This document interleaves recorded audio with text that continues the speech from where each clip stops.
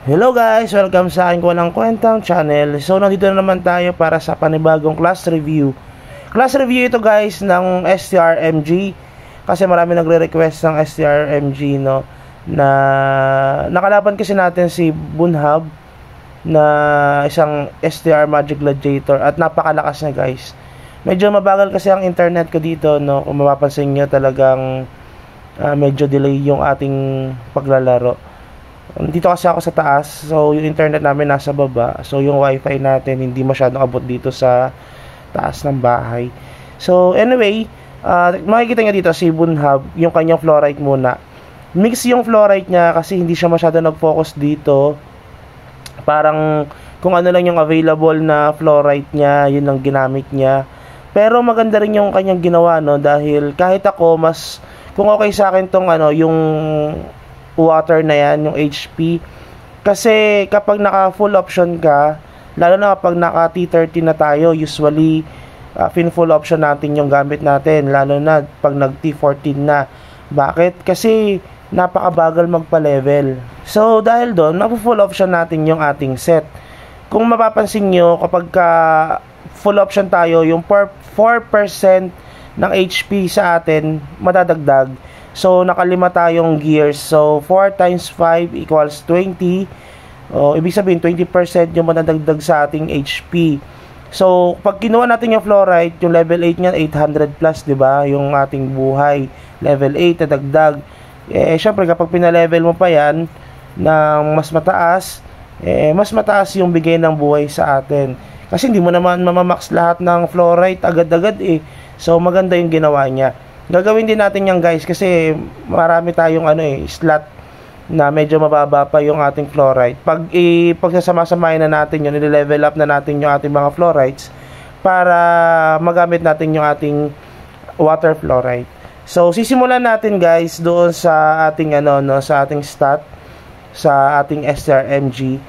Pero siya dati guys, sa background lang sa inyo, siya ay top 5 sa aming server, tapos top 20 ata siya or top 22 sa cross server.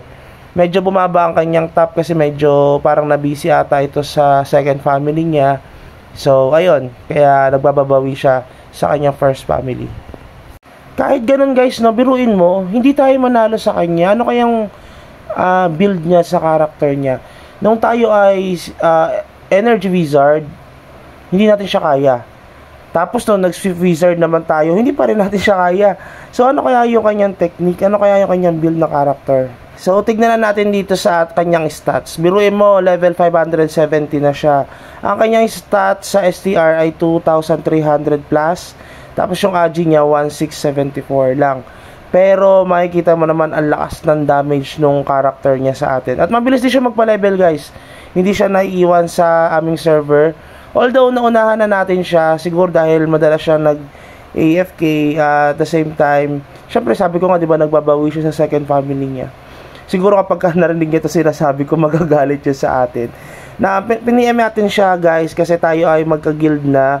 So, humingi tayo ng favor kung pwede ba na i-content natin yung kanyang character, kasi marami nagre-request. Kasi marami ring STR-MG. Previously guys, siya ay energy na MG Magic Gladiator. Then, nung na-reach niya yung parang 500 plus, nag-STR-MG na siya. At mas malakas yung STR-MG para sa akin. Medyo malambot siya, pero kapag nadikitan ka niya, talagang lusaw ang buhay mo. Hindi ko lang sure kung talagang kaya nila yung mga Blade Knight. Kasi talagang makurat ng Blade Knight So yan, tignan nyo na lang yung kanyang stats, no? Pwede nyo naman yan i-post, tapos tignan nyo na lang na mas sigurado kayo. Tapos ito yung kanyang master talent, yung class talent niya guys, siya ay bravery, no? Kaya lakas ang damage niya. Yan yung kanyang pinataas sa kanyang class talent. Pwede nyo naman gayahin, pwede rin namang hindi. Kung mapapansin nyo, halos mataas na yung kanyang class talent, level 39 na. Sa atin kasi parang 31 o 32 pa lang. So, marami siyang pinataas dito, especially yung kanyang combo, no? Kaya kapag tumira pag pumutok yung combo niya, talagang solid yung damage sa atin. Kasi combo damage yan yung combo na yan. Tapos, pinataas niya rin yung int ba ito? ay yung ano, yung max weapon. No, yan yung pinataas niya. Ang lakas talaga ng character na ito, guys. Kaya kapag pumasok yung combo niya, tapos yung mga skills niya sa atin, syempre pag hindi nag-miss sa wizard, talagang solid yung damage. Kaya yung mga wizard ay yung wizard ko talaga nalalambot sa kanya kahit tayo ay naka-shield death. Kaya kung gusto niyo na maging STRMG na wala kayong basis, yan, pwede nyo siyang gayahin. So, next naman tayo dito sa general talent niya, no? General skill niya. Kapag nag-level 500 na kasi kayo, ito na yung patataas sa inyo, wala na yung stats na mabibigay sa inyo. So, marami ng mga, parang, ewan ko kung merong mga lumabas na video rin about dito sa mga class talent na to. Pare-paras lang naman yan, pero magkakaiba lang ng option kung anong gusto nyo pataasin. Lalo na yung di ba sabi ko nga sa inyo yung EMG na kalaban natin, dahil dun sa kanyang penetration na skill, I mean is yung pinataas niya, kaya kapag tinamaan tayo ng combo niya, ang lakas ng damage sa atin, talagang pumapasok, bira siya mag-miss. Pero dito si Bunhab, kahit na mababa yung penetration niya, iba yung pinataas niya dahil pampakunat yung pinataas niya, dahil syempre malambot siya, maganda nga yung build niya balance, namamatay pa rin tayo. So ito yung pinataas niya, guys, no, yung damage yan from Grow Lancer. Pero para sa akin, guys, wag niyo patataasin yan, no. Kaya niya lang pinataas yan kasi pang counter niya doon sa mga nakaka-PVP namin. Ay PVP niya kasi yung dati kong guild, yung mga Cambodians, alien ang tawag nila doon. So ang mga karakter kasi nun puro Grow Lancer. So gusto niyang kontrahin yun, siguro kaya niya to pinataas. Pero hindi ko siya marirecommend na ito yung pataasin niya. Mas lalakas kayo, syempre. It is a general attributes yung isa, yung parang less damage and double strike. Yun yung kuhain nyo, guys. Kasi si Bunhab ito kasi pang kontra niya doon sa mga kasama namin dito na lagi niya ka-PVP. Then, itong isang skill naman, yung reduce ng excellent damage. So, ito pinataas niya, parang 30% ito. Hindi siya kumuha ng damage na increase dahil nga malakas na yung damage nila. Ang kailangan niya lang talaga ay kumunat yung character kasi 'di ba nga lakas ang damage nila. So kailangan nilang tumagal sa laban. Yung mga EMG at STRMG kailangan 'yon. So wag niyo patataasin yung Grow Lancer na dahil siya ay particularly para yun sa mga nakaka-PVP niya, pero para sa akin mas maganda pataasin nyo yung reduced damage ng double strike at itong reduced damage ng excellent damage, dahil nga malakas yung damage sa atin kapag tumama yung double damage at the same time yung excellent damage strike. So ito maganda yung build niya ng ganyan. Okay, next naman yung kanyang yung pen rate up. Previous video natin, guys, yung sa EMG, 'di ba sinabi natin yon, isa sa mga reason kung bakit pumapasok yung damage ng ating ng EMG na kalaban natin dahil sa kanyang pen rate up. Kapag pinataas natin to, ang overall na pen rate up natin ay 17. So kuhain nyo rin ito, guys, pag nag-level na kayo na mataas, natapos nyo yung ibang mga skills nyo, yun na yung next na pataasin nyo. Then, after naman nun, yung skill talent, ito pwede nyo itong gayahin sa mga bravery, guys. Hindi ko alam kung anong tawag dito sa parang naka-hood na ito, or naka-cloak. Para sa akin, kung yan ang naging reason kung bakit siya malakas, kung bakit ganun yung damage niya sa atin, pwede nyo naman siyang gayahin, no? Pwede naman din hindi, at kung gusto nyo na may mas magandang build dito sa character nyo, wala naman din problema yon.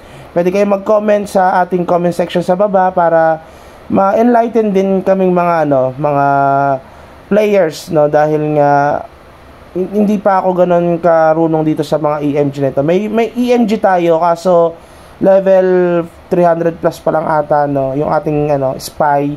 So hindi pa nag-open ito. Kapag nag-level 500 kasi parang doon pala mag-open tong skill talent na ito, or parang 520, depende, hindi ko kasi masabi kasi yung aking EMG nun parang wala pang skill talent.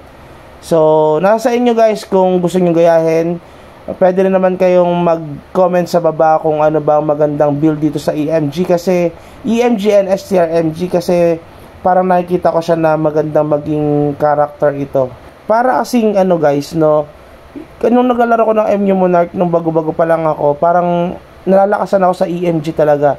Dati pa, nung BK ako, talagang pinipk lang nila ako. So maganda ito sa mga bagong players, mga beginners sa atin, para kung gusto nyo lumakas in a long run, or makasabay in a long run, or mga late game na, pwede kayong mag-switch ng STRMG kung hindi nyo na natitripan tong EMG nyo. Kasi malakas sila sa una, pero bandang huli parang alambot at parang napaka-basic na lang ng mga EMG na nakakalaban ko. Pero syempre yung top 1 namin EMG, napakalakas nun. Syempre hindi naman natin kaya yon. Talagang spender kasi sila. So kayo, kapag ka nag-EMG kayo sa unang laro, then kapag medyo tumagal na, pwede kayo mag-switch. Medyo mas mababa yung magiging gastos nyo dito. Unlike doon sa mag-change class kayo, marami kayong magagastos, parang 5k or 6k kapag ka naka third wing na kayo. So medyo magastos. Unlike dito, from energy, magpo-potion lang kayo, papalitan nyo na yung potion, yung ano nyo, yung mga upgrade nyo from EMG to STRMG, pwede naman yun, magkano lang magagastos nyo. Meron tayong video na nagpalit tayo from Energy Wizard to Swiftness Wizard. So yun lang guys, kung meron kayong suggestions, comments, or violent reaction, feel free to comment sa ating comment section sa baba. Anyway, kung kayo naman ay natuwa or to complement tong mga video natin, please consider like and subscribe. Mag 1,000 na tayo guys, parang 926 na tayo sa ating channel. So nakakataba ng puso dahil may mga tao pa rin na nanonood ng ating video kahit na ganito yung content natin. So yun lang siguro. Have a good day and sana na-enjoy nyo. Bye bye.